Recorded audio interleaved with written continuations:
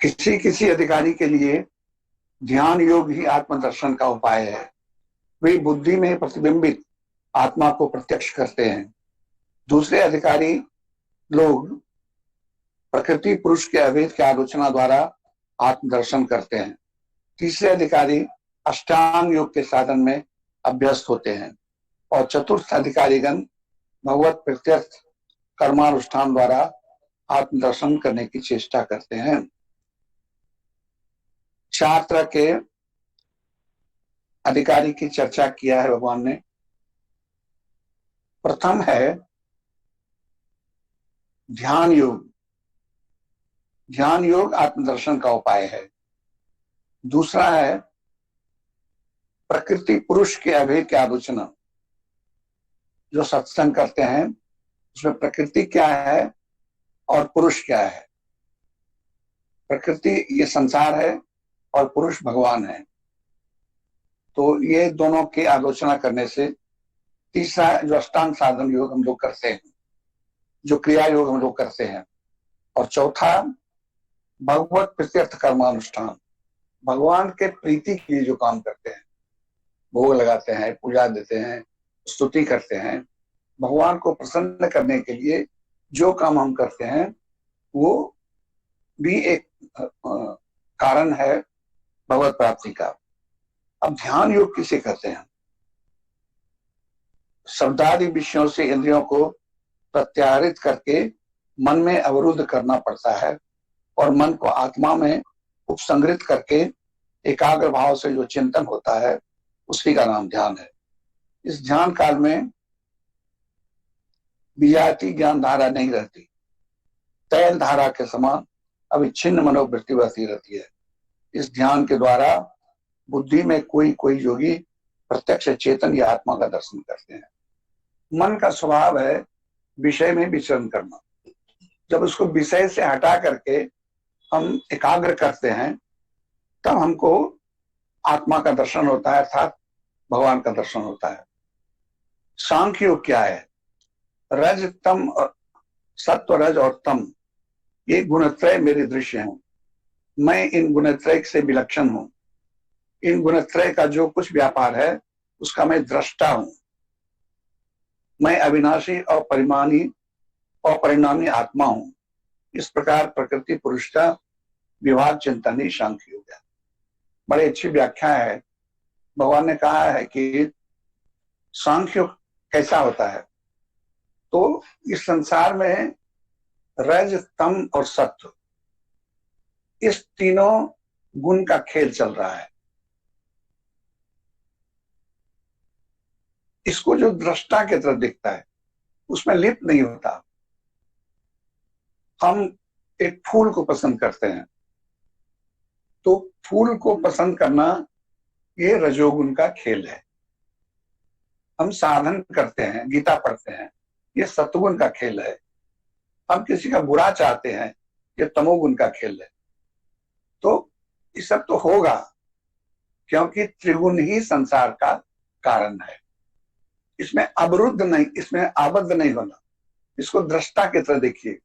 जैसे दो आदमी लड़ता है और हम उसको देखते रहते हैं, दो आदमी प्यार करता है, हम उसको देखते रहते हैं, वो दृश्य अलग है और हम दृष्टा है। हम उसमें लिप्त नहीं है, उस लड़ाई झगड़ा में हम नहीं है, लेकिन हम उस लड़ाई को देख रहे हैं। उसी तरह गुण का जो खेल है उसमें हम नहीं है, हम उस खेल को देख रहे हैं।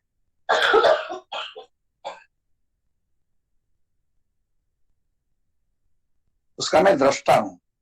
मैं अविनाशी और परिणामी आत्मा हूं। इस प्रकार प्रकृति पुरुष का विभाग चिंतन ही सांख्य योग है।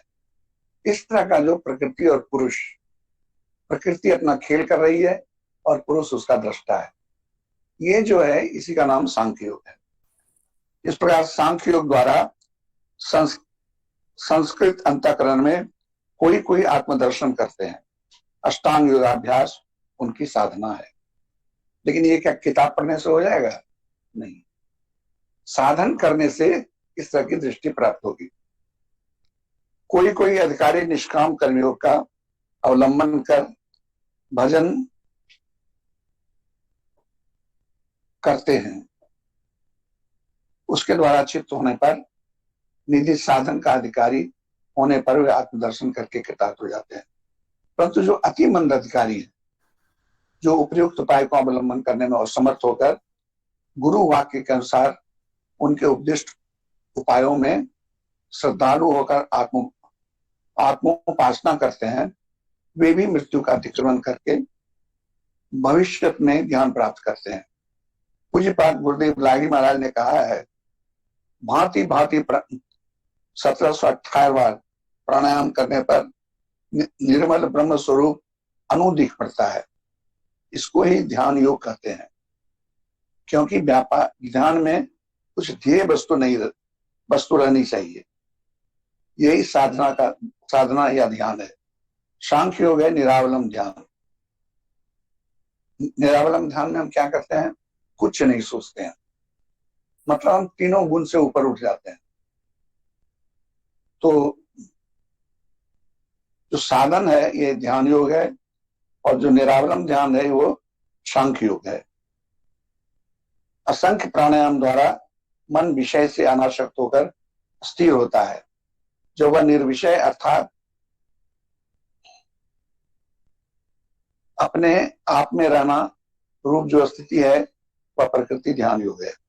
क्रिया योग जो फलाकांक्षा रहित होकर प्राणपन को स्थिर करने का कौशल अष्टांग योग का अवलंबन से प्राप्त करते हैं, वही कर्मयोगी है। इस समस्त उपाय में क्रिया योग ही रहता ही है। ज्ञानादेव ही कैवल्य मत स्यात् समुच्यते सहायतांग ब्रजेत कर्म ज्ञानस्त हितकारी। जो ज्ञान द्वारा कैवल्य प्राप्त होता है, निष्काम कर्मादि द्वारा उस ज्ञान की प्राप्ति में सहायता मिलती है। एकमात्र प्राण कर्म ही निष्काम कर्म है। प्राण कर्म की साधना के द्वारा ही प्राण की अस्थिरता संपादित होती है। अस्थिरता ही प्राण को स्वाभाविक अवस्था में तथा चांचल्य विकृत अवस्था है। प्राण के अस्थिर होने पर ही सत्य वस्तु प्रत्यक्ष होती है। अस्थिर जल में सूर्य का प्रतिबिंब स्वाभाविक होता है, चंचल जल में प्रतिबिंब विकृत होता है। जैसे मेघमाला के द्वारा सूर्य किरण आच्छादित व प्रतिमान होता है, और मेघमाला दूर होने पर सूर्य की किरणें प्रत्यक्ष हो जाती है। उसी प्रकार प्राणायाम आदि प्राण वृत्ति द्वारा अनंत अस्थिरता मानव आच्छादित सी जान पड़ती है। साधन शक्ति द्वारा फिर प्राणपन वृत्ति के विरुद्ध होने पर होते ही चिर अधिकृत अस्थिर प्राण की उपलब्धि हो जाती है। यह अस्थिर प्राण अखंड एक रस आत्मा है। आत्मा का ही नाम भेद मात्र है। इसीलिए साक्षात ज्ञान स्वरूप आत्मा का अवबोध कैवल्य प्राप्ति का प्रत्यक्ष कारण होने पर भी स्पंदनात्मिका प्राण वृत्ति इन अबोध प्रधान अंतराय है, इसमें कोई संदेह नहीं। प्राण वृत्ति के निष्पंदित होने पर सारी बाधाएं छीन हो जाती हैं। आत्मबोध निर्वाध होने पर मेघ मुक्त सूर्य के समान झलमल करने लगता है। प्राणायाम रूपी प्रयत्न के द्वारा प्राण शक्ति को आश्रय कर सकते हैं। चंचल प्राण ही मोह पास है तथा वही मृत्युमय का कारण है। प्राणायाम सिद्धि के द्वारा यह भय पूर्णतः दूर हो जाता है। इसके सिवा मन, बुद्धि, अहंकार तथा भूत और रूपादि विषय प्राण के द्वारा ही सर्वदेह में परिचालित होता है। मनोबुद्धि अहंकारो भूतानि विषयाश्च एवं स्व सर्वत्र प्राणिन परिचाल्यते। ये महाभारत का शांति पर्व का है। अतः प्राण यदि अस्थिर होता है तो मन, बुद्धि और रूपादि विषय जो मन को चंचल करते हैं फिर उठ ही नहीं सकते।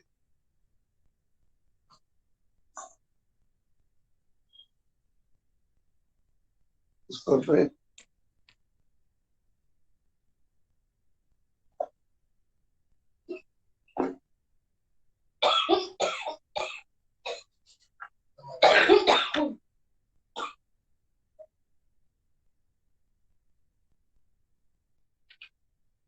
श्री रामचंद्राय भद्राय रघुनाथाय नाथाय सीताय पतये आराम कल्पवृक्षाय विरामस्य अविरामस्य रामे रमतांग चक्रे रामायणं चक्रं येन राम कथारसं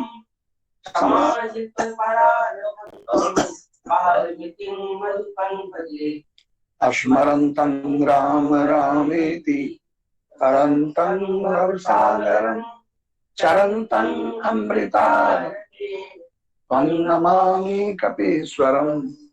राम राम राम मेरे प्रभु राम राम राम सीता राम राम राम मेरे प्रभु राम राम मंगल भवन मंगलहारी जबं सुदशरथ जिर बिहारी घर भरु देखी विकल पुर नारी सब मिली देही मई पनगारी तेई अवसर सुनि शिव धनु भंगा आयु भृगुकुल कमल पतंगा। खलबली देखकर जनकपुर की स्त्रियां व्याकुल हो गई और सब मिलकर राजाओं को गालियां देने लगी। इसी मौके पर सीते के धनुष का टूटना सुनकर भृगुकुल रूपी कमल के सूर्य परशुराम जी आए। देखी मही पसकल सकुचाने पाद झपट जनु लवा लुकाने गौरी गोरी गोरी शरीर भूति बल भ्रंजा बाल विशाल त्रिकुंड विराजा। इन्हें देखकर सब राजा जा गए, मानो बाज के झपटने पर बटेर छिप गए हों। पूरे शरीर पर विभूति भस्म बड़ी खब रही है और विशाल ललाट पर त्रिकुंड विशेष शोभा दे रहा है। शीस जटा सचि बदनु सुहावा ऋषभस कछुक अरनु होइयावा त्रिभुटी कुटिल नयन रिसरातु साजऊ चितबत मनऊ साते। सुंदर मुखचंद्र क्रोध के कारण लाल हो आया है, भूमि टेढ़ी और आंखें क्रोध के लाल है। सहज ही देखते हैं तो भी ऐसा जान पड़ता है कि मानो क्रोध कर रहे हैं। वृषभ कंद बाहु विशाला चारु जने बाल मृग छाला कटी मुनि बसन तून दुई बांधे धनुषर कर कुठारु कल कांदे। बैल के समान ऊंचे और पुष्ट कंधे हैं, छाती और भुजाएं विशाल है। सुंदर जो पवित्र धारण की माला पहने और मृग चरण लिए हैं। कमर में मुनियों का वस्त्र बलकल और 2 तरकस बांधे हैं। हाथ में धनुष बाण और सुंदर कंधे पर फलता धारण किए हैं।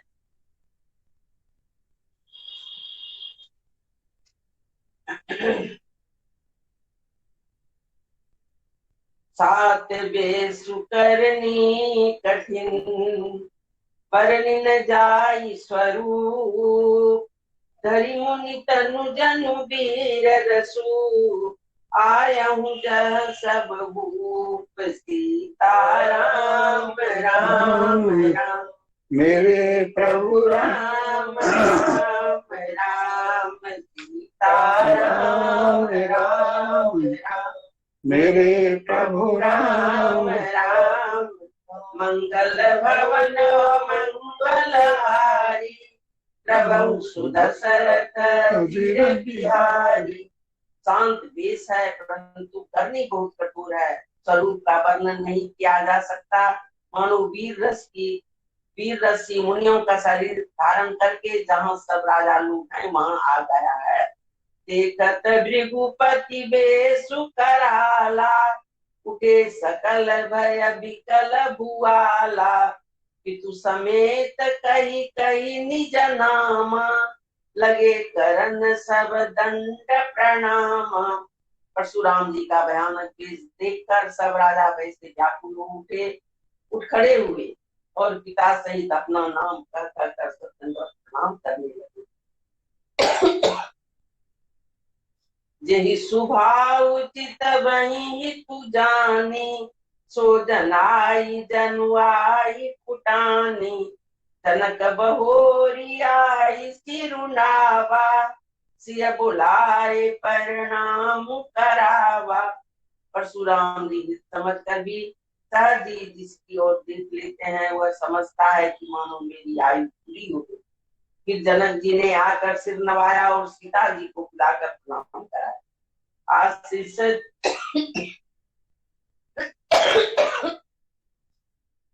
आशीष दिन सखी हर सानी, निज समाज ले गए सयानी। विश्वामित्र मिले पुनियाई, पद सरोज मेले दो भाई। परशुराम जी ने सीता जी को आशीर्वाद दिया। सखियां हर्षित हुई और वहां अब अधिक देर ठहरना ठीक न समझ सयानियां उनको अपनी मंडली में ले गई। फिर विश्वामित्र जी आकर मिले और उन्होंने दोनों भाइयों को चरण कमलों में गिराया। राम लखन दशरथ के ढोटा, जिन्नी असीस देखी फल जोटा। राम ही चितहि रहे थकी लोचन, रूप अपार मार मद मोचन। विश्वामित्र ने कहा, हे राम और लक्ष्मण, ये राम और लक्ष्मण राजा दशरथ हैं। उनकी सुंदर जोड़ी देखकर परशुराम जी ने आशीर्वाद दिया। कामदेव के भी मद को छुड़ाने वाले श्री रामचंद्र के अपार रूप को देखकर उनके नेत्र स्तंभित हो रहे हैं। बहुरी की मोही विदय हसन, कहूं का गति मोर भोर। कहूं का अति वीर, पूछत जानी अजान जिमी। व्यापम को शरीर सीता राम राम राम, मेरे प्रभु राम राम राम। सीता राम राम राम, प्रभु राम राम। मंगल भवन मंगलहारी, प्रभु सुदशरथ चिर बिहारी। फिर सब देख कर जानते हुए भी कि अनजान की तरह, जानते हुए भी अनजान की तरह जनक जी से पूछते हैं कि कहो यह बड़ी भारी भीड़ कैसी है। उनके शरीर में क्रोध छा गया। समाचार कही जनक सुनाए, यही कारण मही सब आए। सुनत बचन फिर अनत निहारे, देखे चाप खंड मही डारे। इस कारण सब राजा आए थे। राजा जनक ने वे सब समाचार का सुन। जनक के वचन सुनकर परशुराम जी ने फिर कर धनुष के टुकड़े पृथ्वी पर पड़े हुए दिखाई दिए। अति से बोले वचन कठोरा, कहु जड़ जनक धनुष के तोरा।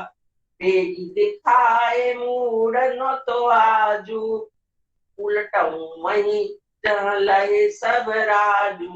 अनंत क्रोध में भरकर वे कठोर वचन बोले, वे मूर्ख जनक, बता धनुष किसने तोड़ा, उसे सिद्ध दिखा, नहीं तो अरे मूड आज मैं जहां तक तेरा राज्य है वहां तक की पृथ्वी उलट दिया।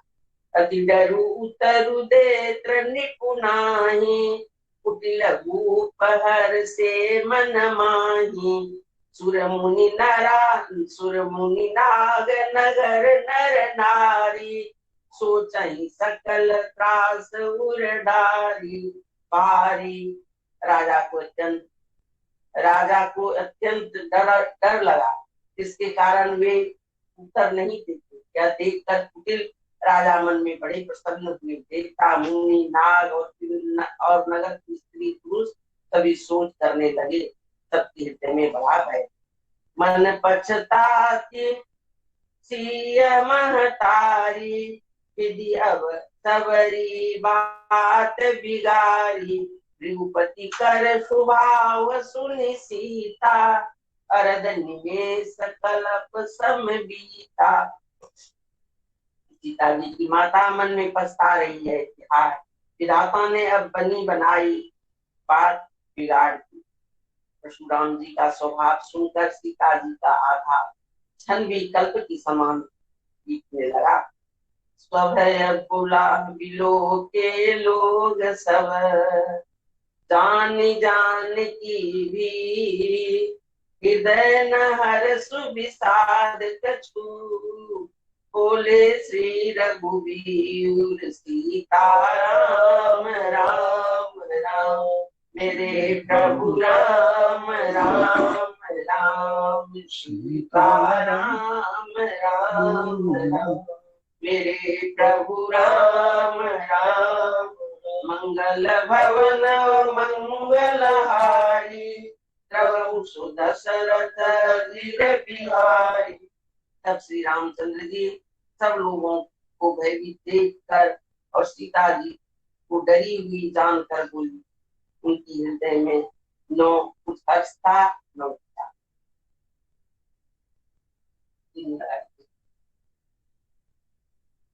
इस नया प्रोग्राम शुरू हुआ है, तो नया कार्यक्रम शुरू हुआ है, तो उसमें थोड़ा उलट पुलट किया गया है। अब कृष्ण तांडव स्तोत्र पाठ करेंगे, पेज नंबर 114, नित्य कृत्य पेज नंबर 114। नित्य कृत्य निकाल लीजिए, पेज नंबर 114, श्री कृष्ण तांडव स्तोत्र। भजे ब्रजे कमंडल समस्त पाप खंडन, स्वभक्त चित्तरंजन सदैव नंद नंदन। सुपक्षि गुच्छ मस्तक सनाद वेणु हस्तक, अनंग रंग सागर नमामि कृष्ण नागर। मनोज विशाल लाल लोचन, विधूत गोप सोचन भजामि पद्मचक्र। करारविंद भूषण स्मितावलोक सुंदर, वरेन्द्रनानदार नमामि कृष्ण बार। कदम्ब पुष्प कुंडल सुचारु गंड मंडल, भजांग नैव वल्लभ भजामि कृष्ण दुर्लभ। यशोदया समोदया सकोपया दयानिधि, कुखले कृतंग्रे नमामि नंदनंदन। नवीन गोपनागर नवीन केलि मंदिर, नवीन मेघ सुंदर भजे ब्रजे कसुंदर।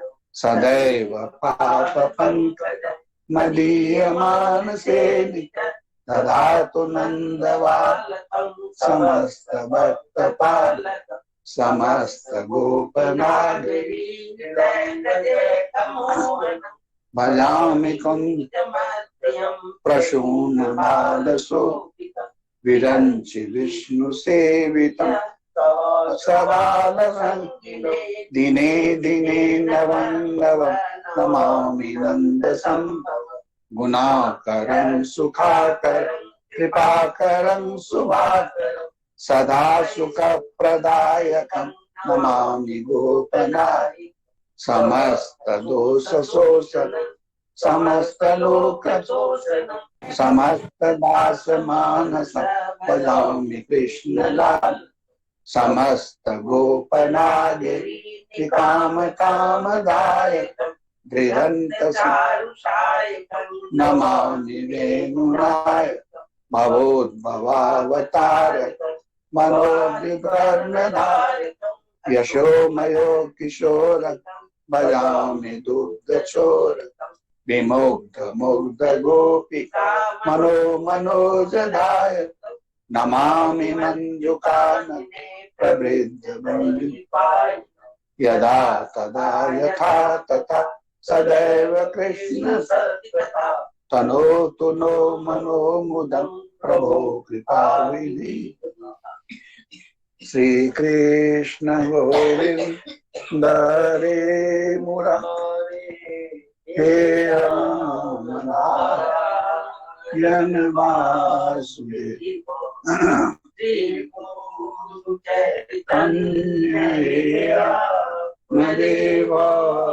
देव तदुर्गे हर विश्वनाथ श्री कृष्ण गोविंद हरे मुरारे हे राम नारायण वासुदेव श्री गुरु चैतन्य देव हे मात दुर्गे हरे श्री कृष्ण गोविंद हरे मुरारे हे राम नारायण वासुदेव श्री गुरु चैतन्य हे आत्मदेव हे मात दुर्गे हरे श्री कृष्ण गोविंद हरे मुरारे हे राम नारायण वासुदेव श्री गुरु चैतन्य हे आत्मदेव हे मात दुर्गे हर विश्वनाथ श्री कृष्ण गोविंद हरे मुरारे हे राम नारायण वासुदेव श्री गुरु चैतन्य हे आत्मदेव हे मात दुर्गे हरे पुण्य श्लोको नरो राय पुण्य श्लोको युधिष्ठिर पुण्य श्लोका च वैदेही पुण्य श्लोको जरा कुसुम संकाशं काश्यपेयं मां सर्वपापं प्रणतोऽस्मि दिवा एकदन्तं महाकायं लंबोदरगजाननं विघ्ननाशकरं ते हेरम्बं प्रणमामि। जातोऽस्मि स्त्रीषु पुरुषेषु च तत्र तत्राचलाभ त्रायिमां हे विश्वनाथ शिव शंकर देव देव गंगाधर प्रमथनायक नंदी मानेश्वरांत लोकनाथ संसार दुख ओम ज्ञाननामपि चेतांसि देवी भगवती मलादा कृष्णवाय माया प्रयक्षति सर्वे भवन्तु सुखिनः सर्वे सन्तु निरामयाः सर्वे भद्राणि पश्यन्तु मा कश्चित् दुःखभाग् भवेत्। सब आदमी को जय गुरु। आज एक दिन मिलता है अपनों से। प्रणाम गुरुदेव। प्रणाम गुरुदेव।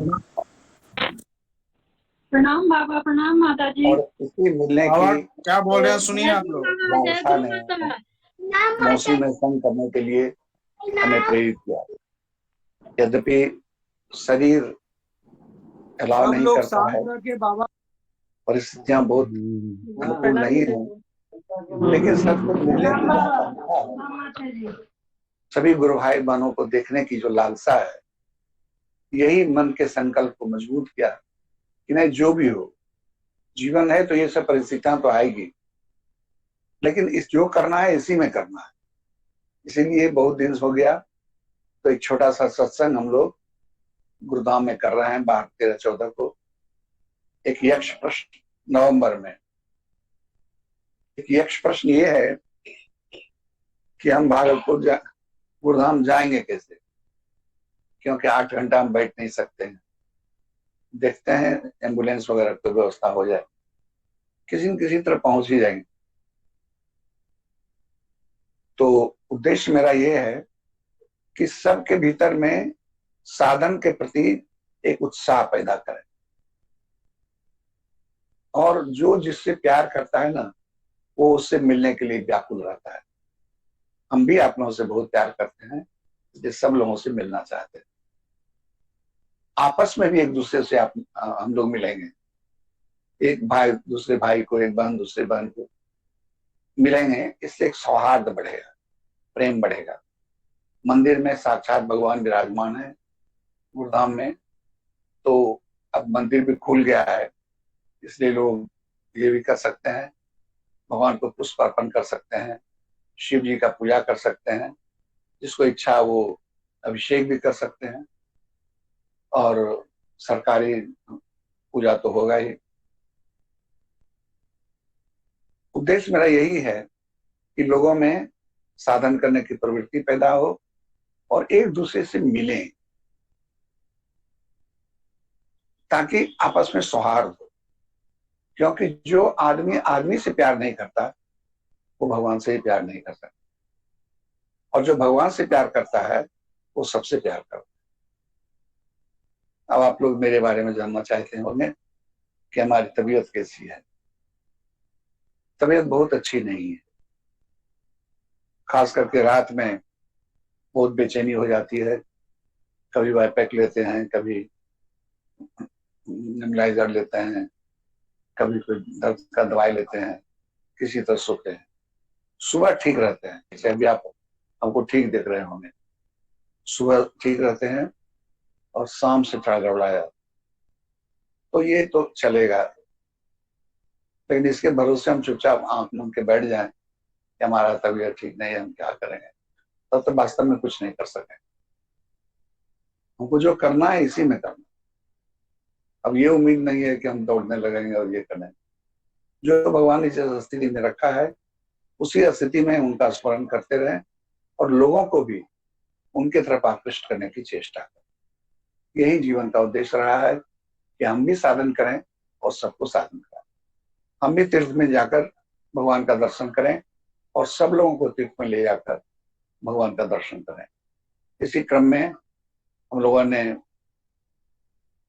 चित्रकूट, द्वारिका, रामेश्वरम, बद्रीनाथ, जगन्नाथपुरी, उज्जैन, महाकाल का दर्शन, वृंदावन, अयोध्या, रानीखेत और कितने जगह जाकर के सत्संग किया है। तो शरीर तो एक दिन सबका गिरता है, मेरा भी गिर गया, तो इसमें आश्चर्य की क्या बात है। लेकिन जब तक आखिरी सांस है तब तक हमारा प्रयास यही रहेगा कि हम भी साधन करें और हम सब लोगों को साधन करने के लिए उत्साहित करें, क्योंकि यही उनके कल्याण का सबसे सुंदर मार्ग। और यह स्थिति तो एक दिन सबका आना है, हमारा थोड़ा पहले आ गया, कोई बात नहीं।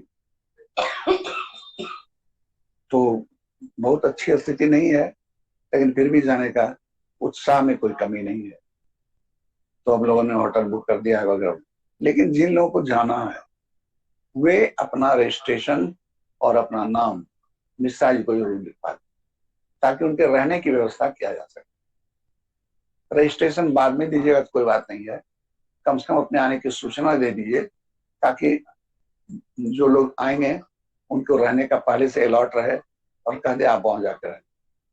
और नहीं तो बाद में आइएगा, तो खाली रहेगा तो देंगे, नहीं रहेगा तो नहीं देंगे। फिर वहां और इधर उधर कुछ है भी नहीं रहने का। तो इसलिए हम लोग से निवेदन है कि जो लोग जाना चाहते हैं वे अपना नाम और रजिस्ट्रेशन फी मिश्रा जी के पास जमा कर दें। संघ जहां जहां एक्टिव है वहां वहां एक जगह लोग जमा करें और एक आदमी आकर के या तो दे दे या फिर बैंक में दे।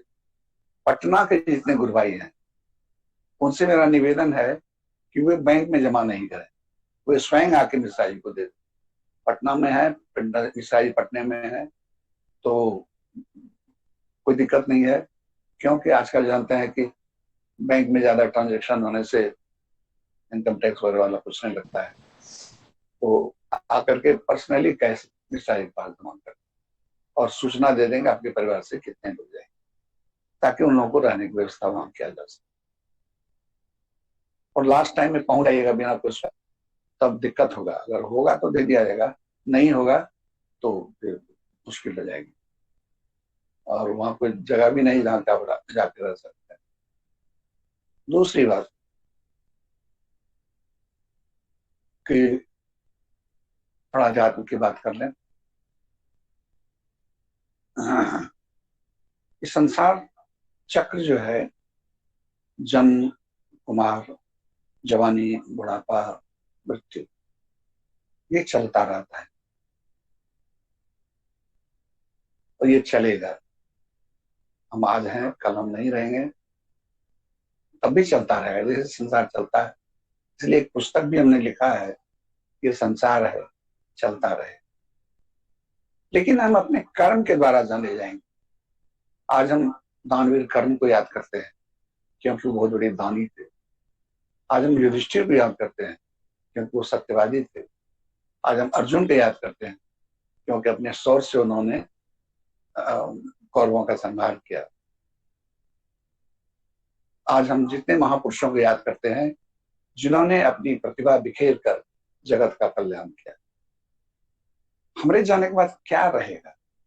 आप कहिए कि हम जब चलिए जाएंगे तो हमारा कोई प्रशंसा करे कि गाली दे, तो क्या फर्क पड़ता है? सच बात। लेकिन जितना प्रशंसा लोग करते हैं उतना हम स्वर्ग के तरफ बढ़ जाते हैं, और जितनी निंदा लोग करते हैं वो नरक के तरफ बढ़ जाते हैं। और जिसका न कोई प्रशंसा करता है न निंदा करता है, वो कहाँ विलीन हो जाता है इसका कहना मुश्किल। वो स्वर्ग जाएंगे कि नरक जाएंगे, उसका पुनर्जन्म किस योनि में होगा, ये सब कहना बड़ा मुश्किल।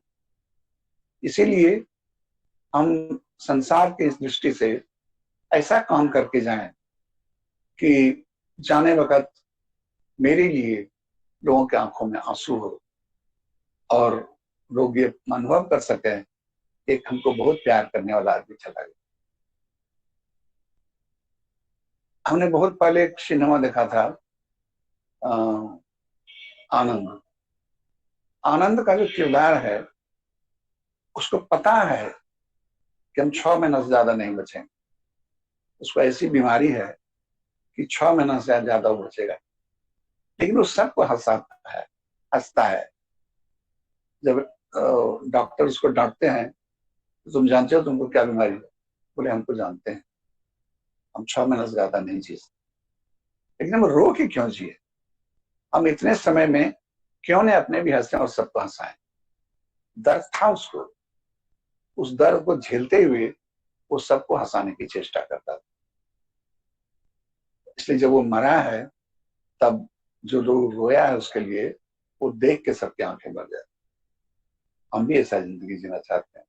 हम जानते हैं कि इसका परिणाम क्या है, लेकिन जब तक हैं तब तक हम इतना सुख बांटना चाहते हैं, इतना आनंद बिखेरना चाहते हैं कि लोगों का मन भर जाए, लोगों का हृदय गदगद हो जाए।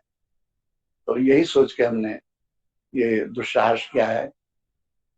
जिसने कल जिसकी प्रेरणा जगाई है वही इस जग को पूरा भी करेंगे, ये मेरा विश्वास है। हम कुछ करें या न करें, समय तो चला जा रहा है। हम दिन दिन बड़े नहीं हो रहे हैं, हम दिन दिन छोटे हो रहे हैं, क्योंकि जितना दिन बचा हुआ है वही हमारी संपत्ति है। जो रुपया खर्चा हो गया वो अब मेरा नहीं है, लेकिन जितना पैसा बचा हुआ है वही मेरी संपत्ति है। हम करोड़ों कमाए लेकिन आज मेरे पास 100 रुपया है तो 100 रुपया ही मेरा बचा हुआ है। तो जितनी सांसें बची हुई है वही मेरा धरोहर है। इस धरोहर को हम अच्छे कामों में खर्चा करें, और अच्छा काम 3 ही है। एक हम रोज भगवान का स्मरण करें, दूसरा, मन लगे या नहीं लगे, करते करते ही मन लगने लगेगा। दूसरा,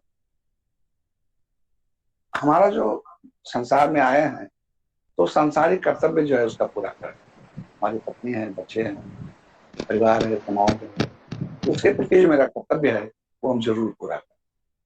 अब हमारे यहाँ वो नहीं आया था तो हम भी नहीं जाएंगे, ऐसा कुछ नहीं। वो आवे या नहीं आवे, उसका अगर दुख सुख है तो हम जरूर दें। ईर्ष्या द्वेष को भुला करके सबके कल्याण को ध्यान में रख के जीवन यापन कीजिए। आप तनाव रहित रहिएगा। आपके जीवन में एक आदमी ने एक साधु से पूछा कि आप हमेशा खुश क्यों रहते, आपको दुख सुख नहीं होता? बोला नहीं। बोला क्यों?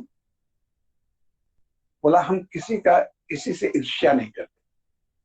कोई मकान बना लिया, कोई धन, तो हमको जलन नहीं होता है, और हम किसी की निंदा नहीं करते हैं। तनाव रहित हम, यही दूसरे ने तनाव देता है। तो किसी की तरक्की देखकर जलिए मत, और भगवान से प्रार्थना कीजिए, भगवान करे इसको और हो, और किसी की निंदा मत कीजिए। अच्छे बुरे सब तरह के लोग संसार में हैं। जो अच्छा है, जो उसकी अच्छाई को देखता है वो आदमी अच्छा है, और जो बुराई को देखता है वो आदमी बुरा है। हम किसी की निंदा करके अगर अच्छा अनुभव करते हैं तो हम अच्छे आदमी नहीं है, और किसी की अच्छाई को की चर्चा करके अगर उनको खुशी होती है तो हम बहुत अच्छे आदमी। हमारे भीतर कुछ गुण भी हैं, कुछ अवगुण भी होंगे, तो हमारे अवगुण को आप मत देखिए, हमारे गुण को देखिए। तो इससे वो गुण आपके भीतर भी उतर जाएगा, और अगर अवगुण देखिएगा वो अवगुण आपके भीतर भी चला जाएगा। इसीलिए ईर्ष्या और द्वेष, ईर्ष्या व जलन, दूसरे की तरक्की देख करके जलन जो होता है, और द्वेष, द्वेष के कारण ही हम अपने बेटा की निंदा कहाँ करते हैं? बदमाश तो वो भी है, लेकिन उसके प्रति प्रेम है, द्वेष नहीं है। निंदा हम उसी की करते हैं जिसके प्रति हमको द्वेष है। तो हम ईर्ष्या और द्वेष से जो मुक्त है वो हमेशा सुखी, वो हमेशा आनंद में जीता है। तो साधी ने कहा हम इस दोनों से मुक्त हैं। तो पूछा कि आप इस दोनों से मुक्त कैसे हो गए? हम लोगों को तो ईर्ष्या भी होता है, द्वेष भी होता है, निंदा भी करते हैं, और तो उसने कहा कि हमने इस सच्चाई को जान लिया है, और अधिक से अधिक समय हम भगवत चिंतन में लगाते हैं, और हृदय को इतना पवित्र कर लिए हैं, इतना हमारा निर्मल हो गया है मन, कि इसमें किसी का अंजन अर्थात उसके दुर्गुण दिखाई हमको नहीं पड़ता। वो आदमी बुरा कितना है हम नहीं कर सकते, लेकिन वो आदमी अच्छा कितना ही हम कर सकते हैं। तो हमेशा दूसरों की अच्छाई देखिए, किसी से ईर्ष्या मत कीजिए, और किसी की निंदा मत कीजिए। ईर्ष्या से ही निंदा होती है, ईर्ष्या से जलन होता है, और द्वेष से निंदा होती है। तो ईर्ष्या द्वेष से मुक्त हो जाइए, आप निर्मल हो जाएंगे, और आप हमेशा आनंद में रहिए। रहा सुख दुख, तो सुख दुख जीवन का भाग है। जैसे आज हम बहुत दुख के दौर से गुजर रहे हैं, करवट भी लेने में मदद लेना पड़ता है, यह स्थिति है। लेकिन फिर भी जो करना है वो करते हैं, सुबह उठ के साधन करना है तो करते हैं। जो शिव जी को पूजा नहीं करते हैं तो जल फूल जरूर देते हैं, पाठ करते हैं, जप करते हैं, और हमेशा अच्छा सोचते हैं कि हम क्या करें जो दूसरे को शांति मिले। ये संग भी हम इसीलिए कर रहे हैं कि आप लोगों को अच्छा लगे, आप लोगों को अच्छा लगे, आप लोग अच्छे रास्ते पर चलें, यही मेरा उद्देश्य। और आपसे भी हम यही विनती करते हैं कि आप भी अपना जीवन इसी उद्देश्य को लेकर के चलें। अक्सर लोग भाई भाई में, देवरानी जेठानी में, सास बहू में अटपट होते रहता है। हम कहते हैं क्यों, क्या कारण है? भाई भाई में जितना जिसका बनता है उतना ले ले, कौन होगा? सास बहू अगर एक दूसरे को अगर सास छोटे को स्नेह दे, बड़े बहू को सम्मान दे, काहे का झगड़ा है? देवरानी जेठानी में अगर एक दूसरे को स्नेह और अपनापन दे तो किस में झगड़ा? तो हमारे दुख सुख का कारण हम स्वयं हैं। आप कहिए कि आप जितना आसानी से बोल दिए, इतना आसानी से होता नहीं है। होता नहीं है इसलिए हम होता नहीं चाहते हैं कि हो। हम आज निश्चय कर लें तो आज से हो जाए, उसमें हम अपेक्षा नहीं करेंगे। तो उसने मेरे साथ ऐसा किया, करने दीजिए, उसका काम है, हम फिर भी करेंगे। अपने बेटा को तो सब प्यार करता है, लेकिन अपने भतीजा को भी जो प्यार करता है हम उसको महान मानते, क्योंकि भगवान सम है, तो उनको पाने के लिए सम बनना पड़ेगा। पानी पड़ता है तो साधु के खेत में भी पड़ता है और चोर के खेत में भी पड़ता है, क्योंकि भगवान में विषमता नहीं। हमको क्या गरज पड़ा है कि हम इतना खर्चा करें, अपने से लेके करवावे और हम सबको बुलावे और ये करें? इसमें हमारा कोई पर्पस थोड़े है। पर्पस सिर्फ इतना है, आप खुश रहें, आप आनंदित रहें, आपको भगवत स्मरण करने की प्रेरणा चाहिए, आपस में भाईचारा हो, प्रेम हो। तो इसलिए हमारा एक स्ट्रिक्ट नियम होगा वहां कि जब तक गुरुधाम में लोग रहें तब तक किसी की निंदा नहीं करें, और जहां तक हो सके सच बोलने की कोशिश करें। लोग हमको क्या कहेगा, जो करना होता है, लेकिन हम सच ही बोलें, चाहे हो जाए। ये दो चीज, जब तक हम गुरुधाम में रहेंगे हम किसी की निंदा नहीं करें। ये भी एक साधना है, खाली बैठ के प्राणायाम कर लेना ही साधना नहीं है, ये भी साधना है। और ये साधना करते करते जिस दिन सिद्धि मिल जाएगी उस दिन आप महान हो जाएगी। तो गुरुधाम जब तक हम रहें तब तक, ऐसे तो सब दिन कर सके तो अच्छा है, लेकिन शुरुआत करें इस बार कि हम किसी की निंदा नहीं करें। जो बुरा है तो है, अपनों से हमको क्या लेना। हाँ, अच्छा कितना है ये जरूर बोलेंगे। तो आपसे बात करते हैं तो समय की सीमा को भूल जाते हैं, इसलिए हम भगवान से प्रार्थना करते हैं कि आप लोग स्वस्थ रहें, आपका परिवार सुखी रहे, और आप सब में सत्य पथ पर चलने की शक्ति भगवान दें। जय गुरु। जय गुरु बाबा, जय गुरु।